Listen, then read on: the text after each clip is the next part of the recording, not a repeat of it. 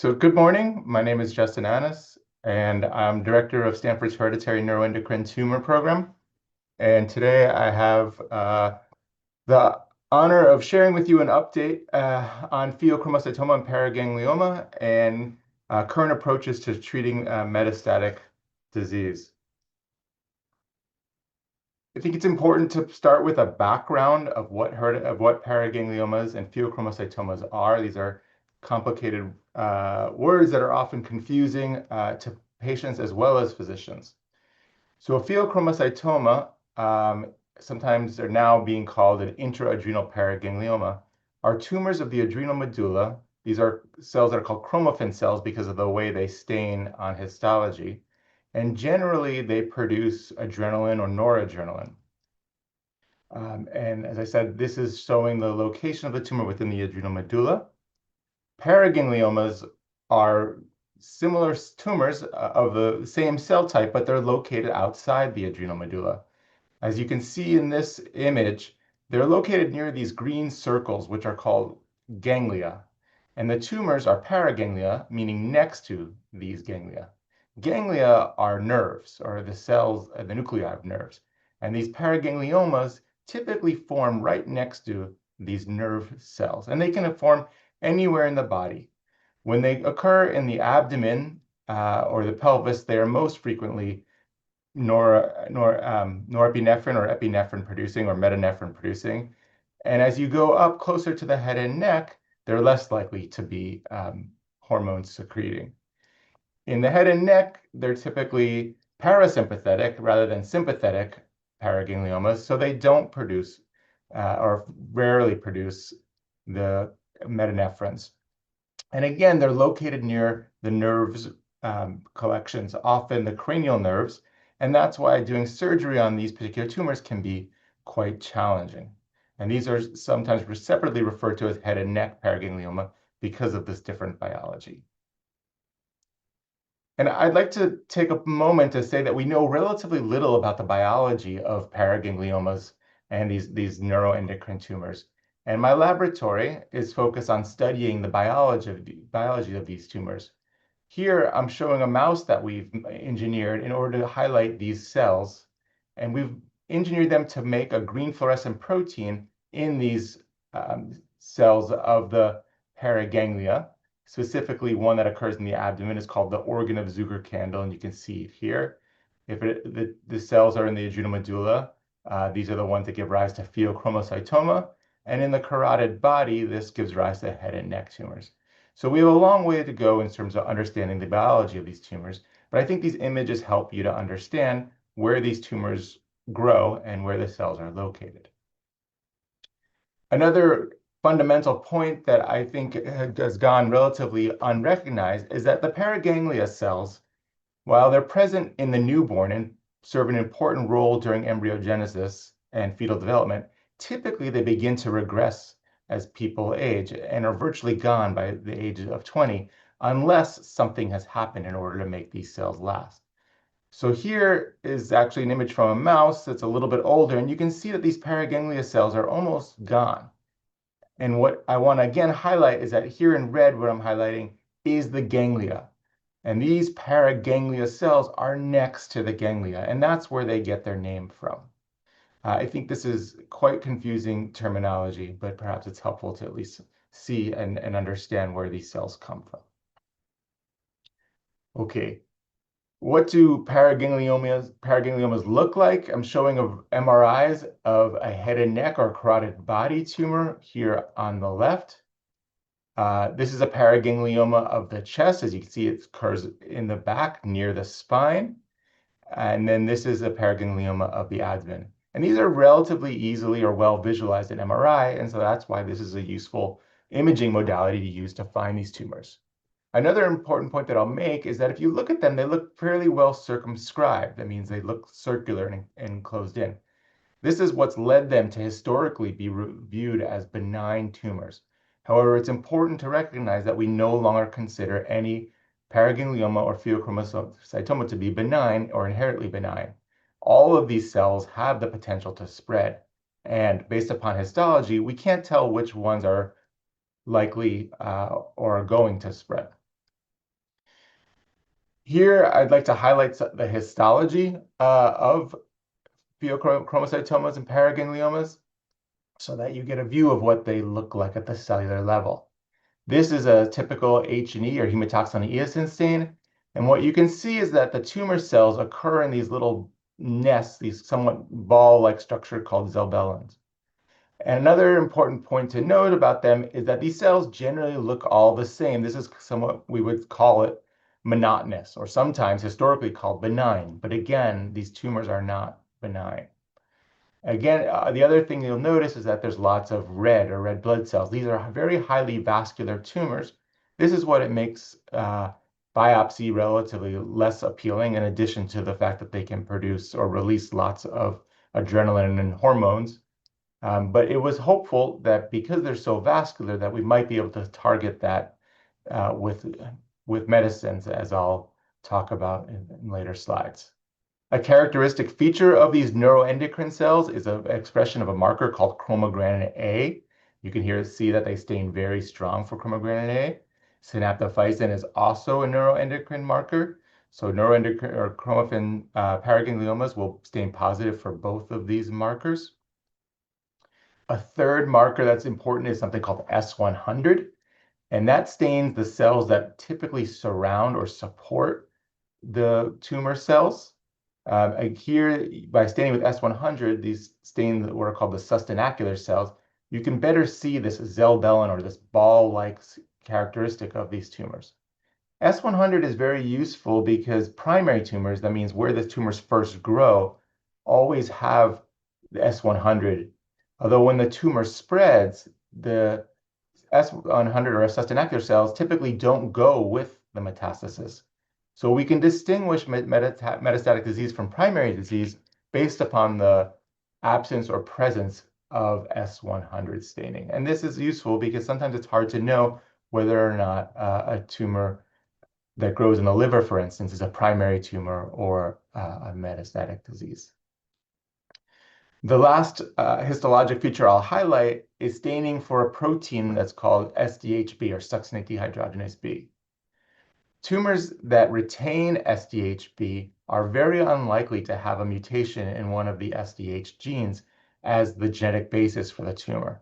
However, if there's loss of SDHB staining, then this makes it much more likely that the tumor is part of a hereditary condition.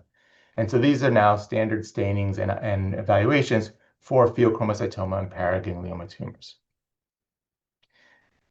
A very important note that I'd like to make is that genetic testing is recommended for any individual who has a feocromocitoma or paraganglioma, and that is because these tumors are highly hereditary.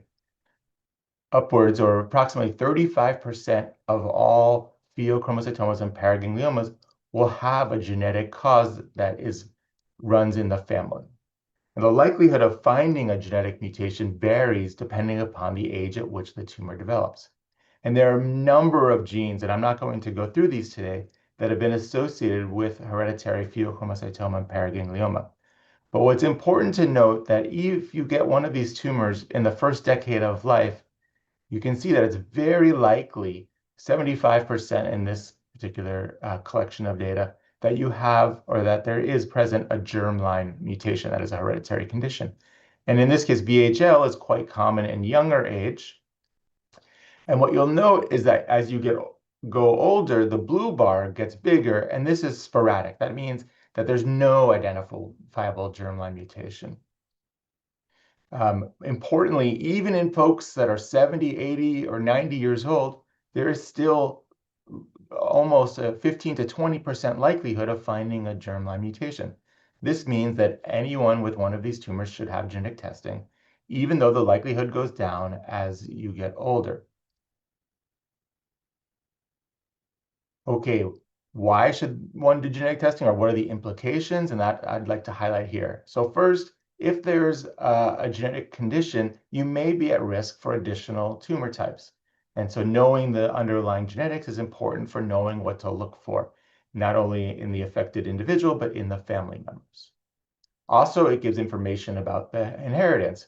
So in the case for SDHD, it's very likely that if you get the tumor from your father, that you're more likely to develop tumors, whereas if you get it from your mother, inherit the gene mutation, it's less likely that you will develop tumors. So understanding the gene is helpful for understanding the risks to the next generation. It also tells us something about what the likelihood or risk of tumor metastasis is, and specifically for SDHB, this is an elevated risk. And then the final important point is that just because there's no family history doesn't mean that there's not a genetic cause. So for instance, for SDHA, a history of a tumor in the family is found in less than 10% of cases. So the summary here is that genetic testing is very important for understanding your individual and familial risks. And here I'd like to share an important paper that came from Rory Clifton-Bai's group by Dalia Davidoff. And what this work showed was that screening and knowing that someone has a genetic predisposition not only is helpful, but actually has consequences in terms of improving survival. So this is looking at individuals who were genetically tested and found to have a gene mutation, but weren't known to have any tumors. And so then because of the gene mutation, they had screening. And when you see these dots, that means screening identified a tumor. When you see the line, that means that screening was initiated, but no tumor was found. And the key points here are that when you initiate tumor screening early in life, frequently you don't find a tumor, but as you continue surveillance, eventually a tumor is identified, typically in the 20s or 30s. If you begin screening later in life, in the 30s and 40s, the first screening event often will find a tumor. So that is the reason that we want to start screening as young as possible. The other key point that I'd like to make here is that even in folks who approach the age of 70, they may have negative screening, and then in around 75, in this particular individual, a tumor was found. So the tumors can arise anytime in life. Screening is lifelong, but we'd like to initiate it as soon as possible. And then this is kind of the data that I think is really compelling for us to do this type of screening. In the dotted line, you're looking at people who are the family members of affected individuals, and the mutation was found because of another family member. And in the solid line, these are the folks that presented with the tumor and then were genetically identified. And what you can see is that survival is much better in folks who are the family members of affected individuals. That is, these people who underwent screening versus the individuals who didn't have the benefit of screening. And so there are a variety of guidelines available for screening, but the main conclusion here is that it's important to get genetic diagnosis, and this can improve survival, particularly in the case of SDHB as illustrated here. Okay, so now I'd like to transition to thinking about treatment. And treatment is highly nuanced and individualized, and this is kind of a generic approach. So each individual needs to consider their own care, their own specific case individually, but I'd like to share a framework for this discussion. So in general, if someone is identified to have a feocromocitoma or paraganglioma, our first option, and this is not true in some head and neck tumors, but generally, our first option is to go for curative surgery and to use alpha blockade if appropriate, if they're making metanephrine, if the tumor is secreting epinephrine or norepinephrine. Okay, if there's local recurrence and depends upon the extent of disease, oligometastatic means just a couple or one or two or very surgically amenable lesions, then we'd like to try to remove them if we can. I am not going to discuss today radiation or local or radiosurgery, although this is the second option for localized disease. What we'll focus on more is on how do we handle metastatic disease that's not surgically amenable. So in this first group are individuals who have a couple lesions that are slow growing and aren't really present, or maybe we're not sure how fast they're growing at. And so what we like to do initially is active surveillance. And that means imaging, get a sense of the pace of the disease, and whether or not it's progressing. Because we don't have any reliably curative therapies, the initiation of treatment should be delayed as long as the disease is relatively well controlled and is not heavily symptomatic. And as I'll discuss a little bit later, there is an idea of using medicines called somatostatin in order to slow the growth of these tumors. This is used in neuroendocrine tumors of the gastrointestinal tract or of the pancreas. It has not been proven to be useful in paraganglioma or feocromocitoma, and that's why I have a question mark next in thinking about clinical trials, which I'll discuss again in a little bit. Another class of patients are folks with rapidly progressive disease or with high tumor burden. And in those individuals, our first choice is chemotherapy, we call CVD. And again, I'll discuss it. Unfortunately, almost no treatment modality in metastatic pheochromocytoma and paraganglioma really has randomized trial data to support it. Mostly this data are supported by collections of retrospective studies and meta-analyses. And so we're really lacking high quality data in this field. So CVD is first line, and then if there's progression after that, then I would say that individual should seek a clinical trial. The largest group is this slow to moderate progression with moderate to high tumor burden. And these folks are generally, our first approach is radionuclide therapy with something which I'll go into a little bit more detail called PRRT.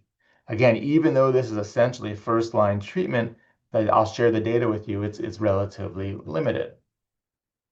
If there's rapid progression after PRRT, then chemotherapy is usually initiated. However, if there's slow, moderate progression through PRRT, then there's second-line agents. Again, here, there's no clearly demonstrated agent that's the best agent to do next. So this is another area of question of where clinical trials would be quite useful. And we are learning more of what to do next.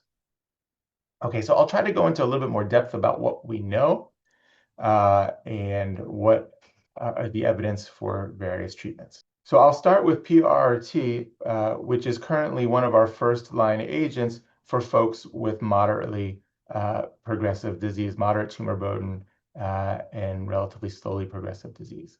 And I'd like to explain a little bit about what PRRT is.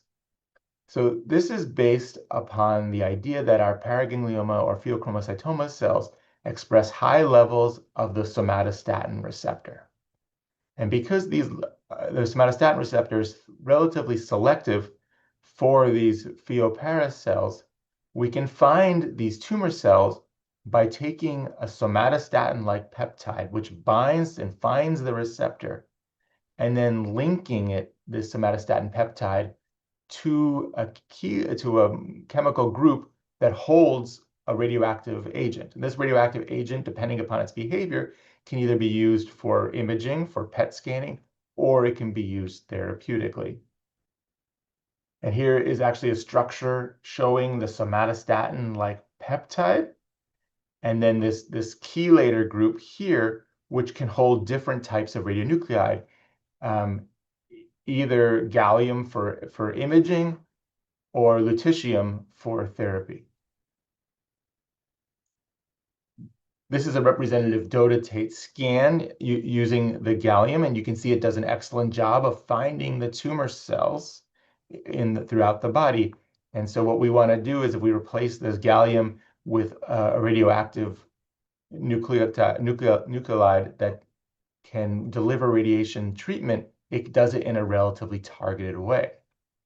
However, it's important to note that some other organs, like the spleen, will also be hit. And so there are side effects, that this agent is not a perfect agent. Okay, so I'm going to share some representative data about what we know about PRRT and as well as somatostatin analog therapy. And again, this data are not randomized. This is a retrospective cohort study in which we're looking at disease, in this case, looking at first-line treatment with PRRT and what was the rate of disease control. And so essentially, it's 67 or roughly 67% of individuals get disease control when they're treated with PRRT as a first-line treatment. Interestingly, is that you get relatively similar disease control rates when it's used as a second-line agent. So even if you've received another treatment, PRRT with lutetium still is relatively effective. And then in this same study, they also looked at using what's called cold somatostatin. So there's no radionuclide here. This is just giving somatostatin. Since this is done in neuroendocrine tumors, it's also being tried in feocromocitoma and paraganglioma. And in this particular case, they had 6 patients, and they used the somatostatin analog treatment early on in disease, and they said, well, we stopped progression in 100% of these 6 patients. Other studies have done similar types of following and have not seen significant response rates. So it's really unclear whether or not using somatostatin early on in disease actually slows progression or not. That's why it's not currently considered to be standard care. If we jump back to looking at the PRRT and look how long it lasted for, whether or not it was a first-line agent or second-line agent, usually it's about 18 months before you see tumor progression as an expected median response time. Many individuals last much longer than that. It really depends upon specific tumor biology. We're working on finding ways to identify who's likely to be most responsive and who's likely to be less responsive. A lot of that has to do with how much of the radionuclide or how much somatostatin receptor the tumors have, how fast the tumor is progressing. I'm not going to go into those details today. In the case of the cold somatostatin analog, again, there weren't enough patients to really say what the response duration was. They estimated it somewhere between a year and 10 years. But like I said, it's unclear whether or not cold SSA treatment works at all. That's why there was a clinical trial that is currently not recruiting, but hopefully we'll see results from soon, which is whether or not using these drugs early on in disease is helpful or not. Okay, so again, I'm going to focus in on PRT and so again, repeat a little bit more about the data and then talk about what trials or what's coming down the road. So this is a meta-analysis where you're collecting as much data as you possibly can across multiple studies, and then looking at objective response. So actually what fraction of people had tumors change in size. And it's almost 25%, let's say, of folks that you can expect a little bit of tumor regression. And then if you look at overall response rate to lutetium or PRRT, it's more than 80%. So that's this meta-analysis, and these data are what have insinuated PRRT very early in the treatment algorithm for this moderate tumor burden individuals. And progression-free survival in this meta-analysis is roughly 20 to 30 months. Is very hard to figure out because different standards were used, and so that this is an estimate, and that's the median roughly. And because this question of PRRT or lutetium has not been fully answered, there's an ongoing trial of testing whether or not this drug works and for how long.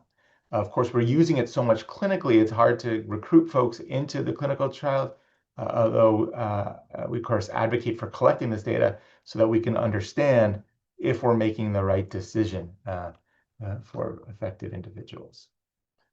So I think what's one of the most exciting avenues in this field are what are the next generation radioactive materials.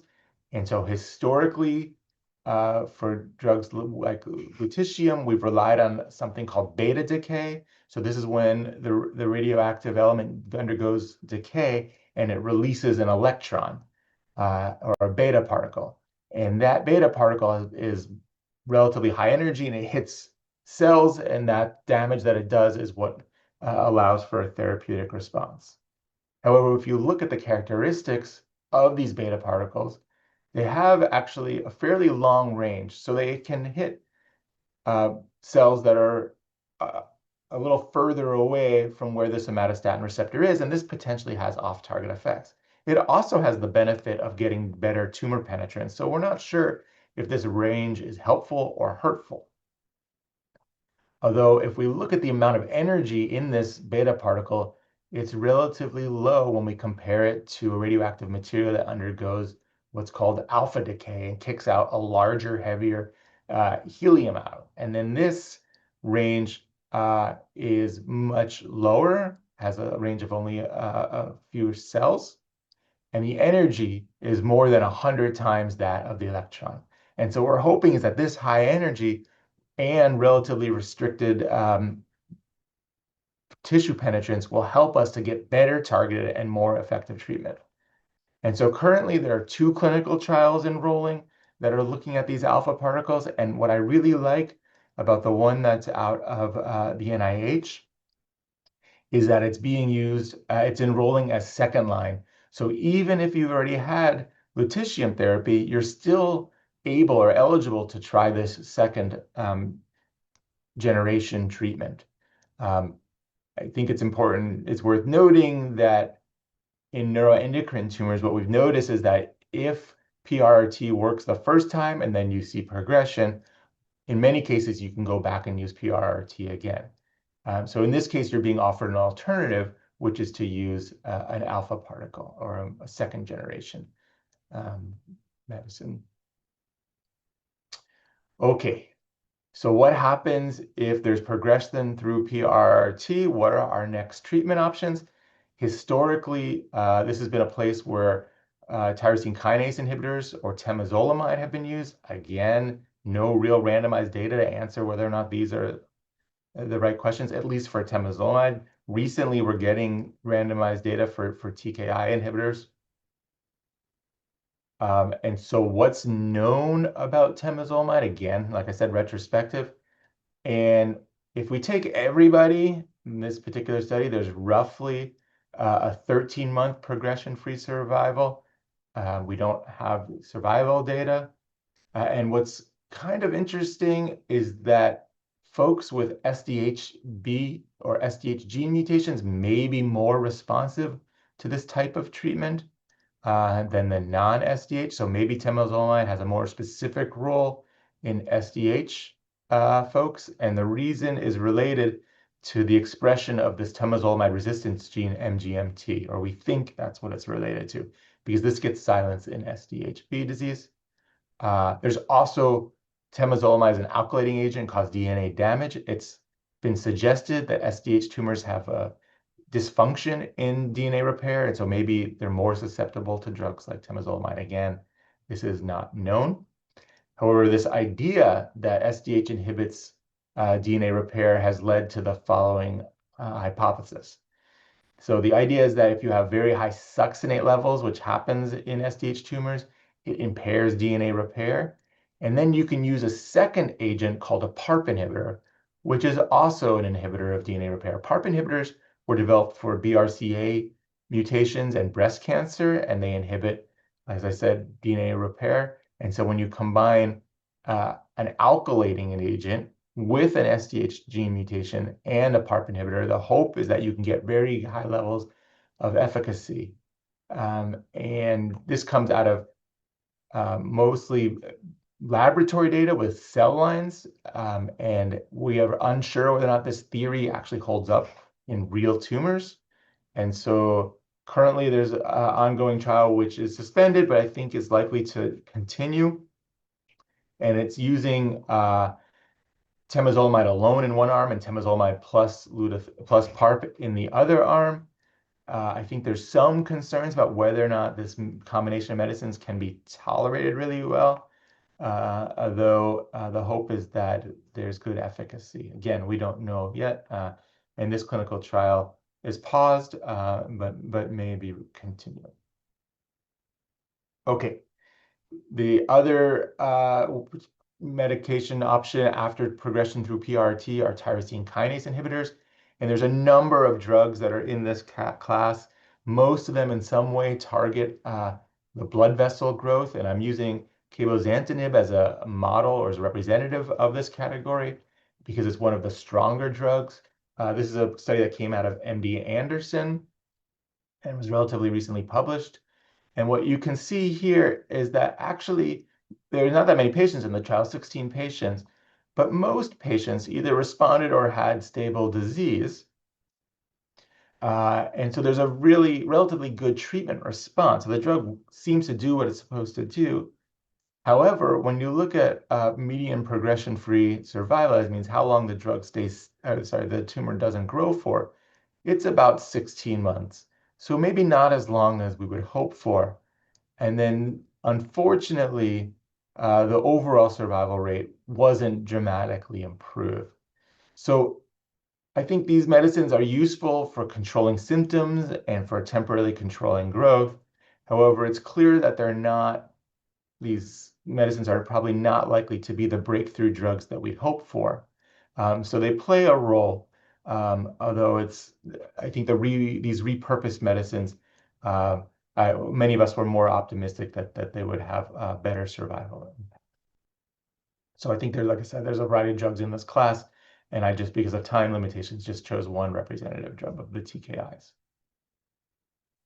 Okay, I do want to share what little is known about CVD therapy, this chemotherapy. I think there's some important things to note. In this particular case, one thing that we should recognize is that occasionally CVD can have complete response. So it's rare, it's just a couple %, but folks with progressive advanced disease occasionally will have complete response.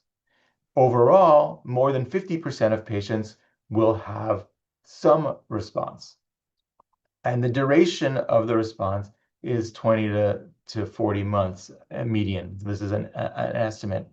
So I think there's a lot of hesitance about using classical chemotherapies, although it's worth noting that this is a relatively effective treatment for this disease. Although, as I said, these are retrospective data and we're lacking prospective randomized data. Recently, there's been a lot of attention on belzutifan, which was approved in May for the treatment of feocromocitoma and paraganglioma. And I'd like to review a little bit of the underlying biology here. So belzutifan is what's called a HIF2 or hypoxia-induced factor 2 alpha inhibitor. This drug was developed because of the VHL disease. So in VHL tumors, this VHL protein is lost. And so this HIF2 alpha protein is always on, and we believe it drives tumorigenesis, particularly in the vascular growth of tumors or hemangioblastomas of VHL. So if, however, you have an SDHG mutation and potentially other forms of succinate other forms of pheochromocytoma paraganglioma, there's HIF2 activation because these metabolites can inhibit the function of inhibit HIF degradation, and so HIF2 is hyperactivated. So the thought is, can we use a drug that was developed for VHL in pheochromocytoma and paraganglioma? And I think this drug has been approved, but the data are unpublished, so we don't know really who is likely to be responsive. So what we do know so far is that there were 72 patients that were included, and they all had metastatic pheoparo, or that was local, not necessarily metastatic, but was described as either locally advanced or metastatic. The overall response rate is 26%. Again, we don't know what fraction of these 72 patients had a VHL mutation or had an SDH mutation, so we don't know who it is that's likely to respond at this point. The response duration was 20 months as a median, and they characterized how much blood pressure reduction by at least 50% occurred because of the production of norepinephrine and epinephrine. And so this is a good way of saying the medicine also helped to reduce drug usage or hypertensive usage. Now, there are known side effects. There's on-target effects. So most patients who are treated with belzutifan do develop anemia and then rarely have complications of hypoxia. So this is will be a chronically used medication. And so There's an ongoing clinical trial still looking at whether or not belzutifan is useful in PheoPara. Again, because of its approved status, recruitment will probably be impaired a little bit, but I think it's really important to figure out who are the individuals who are likely to be responsive to this medication. We don't know that yet. How are we going to fit this into the treatment algorithm? I think different providers will do this differently. In my view, it'll probably slot in after PRRT. Again, belzutifan is generally pretty well tolerated, although we don't know who is likely to respond to it, so it's hard to know when to use it. And so probably it comes in at this later stage at this point. Okay, the last thing I'd like to highlight are that in general in PheoPara, there's very low mutation rate. So the tumors, when you look at the DNA of these tumors, there's not a lot of changes. There's a low mutation burden. And so this means the immune system has a tough time recognizing these tumors generally. And so classical immune therapies are unlikely to be effective, and we have to think about different immune therapies or alternative strategies. And so here I'm raising two alternative strategies that are currently being trialed. One is taking T cells out of an individual and then engineering them to express a specific receptor that may be overexpressed on the tumors of someone's feocromocitoma or paraganglioma. And the tumor can be tested to see whether or not this is the case. And if it is, then these cells can be taken out, modified, and then reintroduced. This, again, is, I think, an interesting study. We don't know what to expect, but I think modulating the immune system is probably in the future for many cancers, particularly metastatic disease, and this is a currently ongoing approach. A second alternative immune modulation study is one that targets this protein called ENPP, or the STING pathway. And what I like about this study is that it can target what's called the innate immune system. So it can take a tumor that the immune system is more or less ignoring and turn it from what we call cold into hot. And this, again, is in the right tumor type. So they have to have expressing the right types of protein in order to be amenable, potentially amenable, to this type of treatment. But I think this is, again, what I'd call an interesting potential clinical trial for folks who are kind of looking for something and don't have that many options. And I think engaging the immune system is one way which we might see a response and is worth considering. So with that, I'll kind of summarize the areas that I've gone over. I think the first and most important point is that we know relatively little about the biology of these tumors. Because of them being relatively rare, they're understudied. I think we're starting from a place that we need to learn more. As I've tried to illustrate, genetic evaluation plays a central role because of the role of screening in folks who are at risk or predisposed. In green, I'm going to highlight where there's potential for clinical trials. Standard treatments are definitely available, and there's currently trials that are looking at whether or not they are effective. And well, I think they are effective, but how effective they are is still being characterized. Perhaps the most exciting next generation of treatments, or closest next generation of treatments, are these trials with alpha decay, so higher energy. They're unproven frontier, but that's where things are moving quickly right now. Temozolomide as a second line treatment is likely to have a role, particularly in the SDH-related tumors, and whether or not the addition of PARP inhibitors is helpful or not still needs to be determined. I think the TKIs, they work, they have a particular role. I think it was hopeful that these repurposed medicines would do more than they do. But at least in some cases, they've been rigorously shown to have an effect, and we can have relatively reasonable expectations about how likely responses are. As I tried to highlight with the final trials, I think immunotherapy has a future here potentially, although we'll have to see whether or not we can engage the immune system with our newer approaches. And then finally, I think it's really important to recognize that disease-specific drugs are needed. In order to do this, we need to do fundamental research and find the unique targets of this particular disease. And so that's where I think we'll really be able to push treatment for metastatic PheoPara in the future. So with that, I'll thank you for listening and for joining the effort and care. We really hope to advance the field in metastatic pheochromocitoma and paraganglioma. There are active trials. We need more, and we need new pathways. So thank you for listening.